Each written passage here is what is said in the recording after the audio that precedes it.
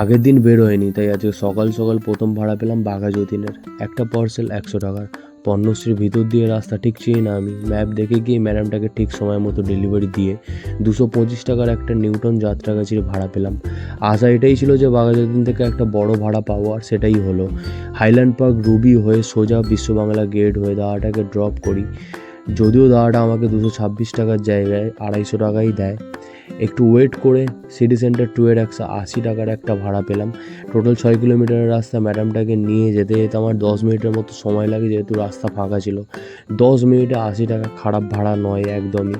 Drop করে 215 টাকার একটা ভাড়া পাই ঢাকুরিয়া মানিপাল হসপিটাল একদম সামনে। বিশ্ব বাংলা গেট হয়ে তোপচার 4 নম্বর ব্রিজ থেকে নেমে দাদাটাকে ড্রপ করতে করতে ঘন্টাখানেকের মতো সময় লাগে। ড্রপ করে বাড়ির দিকের একটা ভাড়া ওয়েট করতে করতে জেমস লংয়ের একটা 90 টাকার ভাড়া পাই। যদিও কাকুটা ড্রপ হয়ে আমাকে 100 টাকাই দেয়। ড্রপ করে শেষ 42 টাকার একটা বাড়ির দিকে শেষ ভাড়া মেরে হিসাব করে দেখি যে আজকে টোটাল 790 টাকা ইনকাম হয়ে গেছে বাইক ট্যাক্সি থেকে।